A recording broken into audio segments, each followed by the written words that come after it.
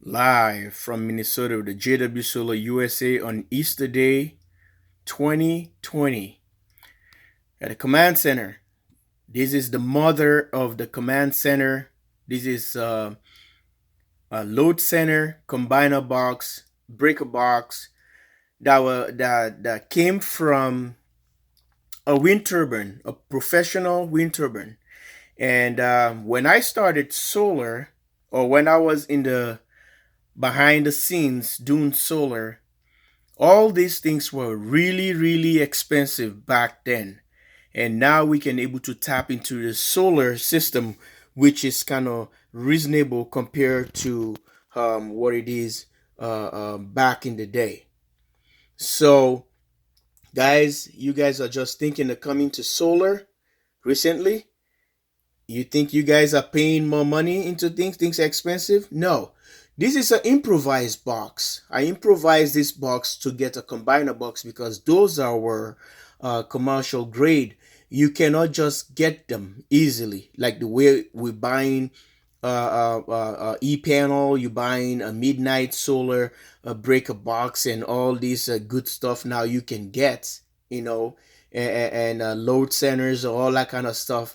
No, I came up with an idea how to run my off-grid solar system when I was transitioned to even my grid-tied systems, because that's where I started before heading to the 12-volt system with the inverter, which is a tiger claws. If you guys are into those things, I see people doing that now, and that reminds me, that gives me joy. I laugh so hard because my first uh, inverter, which is a tiger claws, is I think it's a 2,000 watts or 1,500 watts tiger claws, and you can look it up on the internet, and it's pronounced to be a pure sine wave, not 100%, and the fan runs constantly, which I have to use I think a diode or something, or how you call it, a capacitor, little capacitor, so the fan can drain my two batteries I had, which is a AGM batteries. The thing I want to tell you guys, I never used flooded acid batteries, never ever. I never used those. And I started with the AGM batteries, or sea lead acid, um, of no FLA, fluoride lead acid is a sea lead acid battery, which is a SLA, and to AGMs, and now to lithiums. I never use a fluoride acid battery because I know, because being a science student when I was in school, I know I hate just electrolyte, which is acid. The smell of it, like rotten eggs, and guys, it's not pleasant and it's dangerous. And when I was a kid and overseas, and we end up playing with electrolytes, you have any march, flint or something, a matches or something, or it charges, it boils, and you can just see the danger. The little bubbles, they touch your clothes, they ruin it right away, and they touch your skin, they burn it right away. So I never have the desire. I just don't like them. But that technology has been forever. That's the Stone Age, and we still using that in our vehicles. Now we started transitioning to some vehicles have AGM batteries. So guys, I'm just giving a chit chat thing here like I did yesterday. And since this video is going, again, a shout out to my brother, my friend, my subscriber, Cedric, from Houston, Texas. Thank you for bringing my memories back. I know you tap into my coconuts. You tap into my coconuts, my brain, and you want to see how I transition to make up a history. But I'm telling you guys, this is where I improvise. I bought this meter. It cost me a lot of money back then. And I make sure I get 150 volt because I was transitioning to Outback Flex Max 60. Okay, they came, we just came out and to the hands of the public, or to the layman. Then you can able to buy one. So I end up buying my Flex Max 80 back then, which is my top inverter, but I was using those little other Chinese inverters. I don't have them. I think it's called Chinese now. I think because I see more Chinese making it. We don't know where they came from back then. So it's kind of different program. I can get into the internet because I don't want this video to get long. I will show you what I was using first, and from there, the temperature sensor is just like when you have a 3/8 jack they use for your headphones. The little pin, you can put that. That's for the. It has a little thing, the sensor that tells you exactly the ambience into the room. I never use that too long because I don't like it's a PWM. But I'm a man that likes the technology. I like just following the technology. I wanna I like to what I'm saying. I like to see what is in there, what it can do. I want to prove the science behind it. And I want to understand it. The curiosity, that's the word. The curiosity is always in me. So, no, I have to spend these big bucks, $800 to buy my first Flex Max 60, which is a big jump for me. I was so excited. So I have to go to the solar store, not solar store. It's kind of like a scrap or solar, whatever it is. They get all this stuff. They dismantle them for scrap, for parts. So this box came from a wind turbine, which is these big windmills on the farms or whatever they have, the professional one with the big jumbo blades. Like if you go to Iowa and all the other states, you can see these big ones. This one came from there. You can see some of the thing that says a turbine right there, and say the battery and the fault. So I never took that thing. I was gonna try and mess with it, but the circuitry behind it, what they did, they cut the wires, just like a ribbon wires. They cut them off, so I can't able to access them because I was gonna use these things for indication if I can't even get them to run, but just for like the LED on it, because back in the day everybody was bluffing, like being on solar, and I have my 4 Renogy 100 solar panels. I'll make a video of that, or if you go back to my first videos, go to the last bottom video, you will see my Renogy panels on my patio. That's how I was doing that. But before that, I had our freight panels. Everybody transitioned to our freight. I had the very good ones, the aluminum ones, and they have the black ones they use for the RVs that they're kind of thinner. And I tried those, but I like the one with the aluminum, which gives me approximately 21 volts or something. And those are really, really nice. If you check that video, or maybe I can make another video, I'll show you guys my transition all the way I look like now. So, guys, this is the thing. I improvised this thing. They took all these parts and they sell them individually. Then I have to keep buying them from the store and trying to put things, assemble them. Then I can have my on and off switch.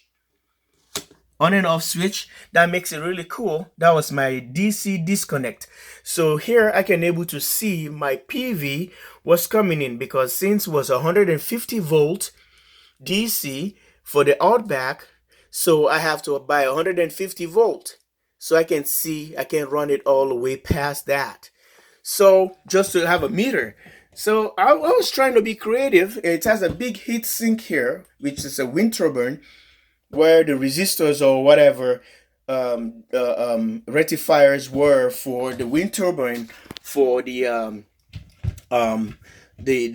wind turbine, so they can able to cool off when they are running. So those things put a lot of power. And you guys can see my first label. I put it there. I can tell you PV input voltage, and I can say photovoltaic combiner box disconnect and Outback. So this is the thing. I was having another breaker back here for the solar, and let's see what is in here. I can't remember.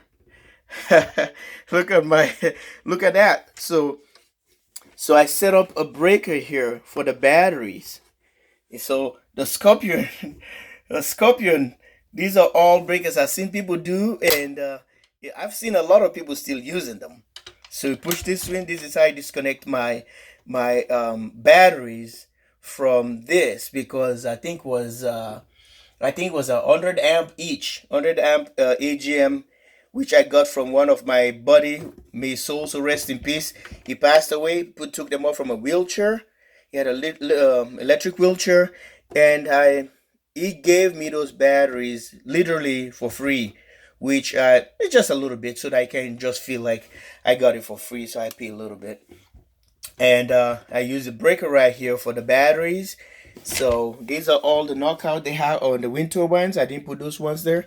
So this is the breaker disconnect I have for the thing I purchased. This is kind of expensive, so I have to wire this thing to this is where the solar, this is my combiner for the solar panels coming in here. That's where this meter, this analog meter, is connected to. So guys, if some people think that I just fall off the sky and started doing all this solar stuff, and with this it's a transition, but this is top notch back then. And everybody like just being creative like this, and it was really cool. But I don't just started buying thing. I have the desire to buy the expensive stuff because I like good things. I like expensive stuff, but this is my story. People just think sometimes you just follow right away into the crowd and started buying all these. That's not the thing. I have the capability to buy them back then, but they were not available to us like every commercial grade, or sorry, residential person was a commercial grade.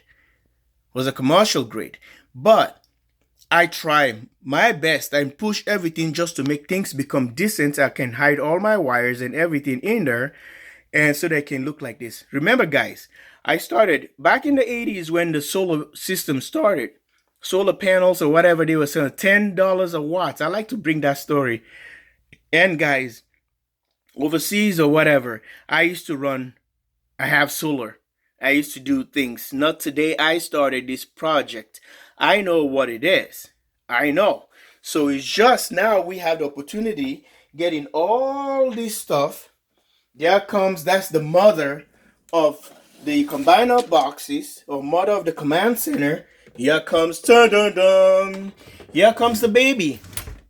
Okay, this is the baby. That's the mother right here, and this is the baby. And the baby took over. So because of this, and people started wondering, wow, he's going. I started having some friends, and someone told me, get yourself into YouTube and all that stuff. From this one, I was like, no, I'm not going into YouTube. I don't like YouTube. If people talking about bad people, they're talking bad things about people all the time, man. I've seen, all I knew about YouTube, like how people go in there and put bad stuff and things you don't want to see, and awful things. And I said, I don't want that. And they said, no, you can be a promising, you can have a lot of people following you, learning things. So I really appreciate that from a friend of mine. So I took the initiative. I taught myself everything. I don't know nothing about YouTube. I figured it out myself. I don't watch no videos. Like I say, I told you guys I hated it, and I have to learn everything I know about YouTube by not doing no research. No research. Like I said, I was intimidated. I was just furious about it. And even tell people I have a YouTube thing. No, I didn't say that. So look at this. From this, because the creativity was there, okay, was there. And I end up transition to here because I only have 1 meter here.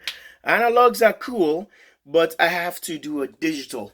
So now I have the PV side that represents this one from analog to digital. And now here I didn't have a battery display before. I got a battery display here. And I didn't even have a battery monitor, which is to tell me the state of charge, capacity in there. That I add one of them here, and I didn't have any, because of 12 volts. I don't have any charging capability for my cell phone. I incorporated one here with a switch, to on and off, not to keep it on all the time. Drain my 2 batteries I have. And the battery meter, instead of being on, because it goes off, it goes on a standby, I have to poke on this little thing here, then display. So just for safety and redundancy, I put a switch right here so that I can kill this one if something about to happen to fire. I'm not home, let something to happen. And this is the switch. I decided to use a key thing, like any door stuff or cupboard, to turn the meters on the PV side. So I can turn this one, it comes on, because there are tendency other people used to say they used to burn out. So I improvised there. That comes the JW Solar Command Center.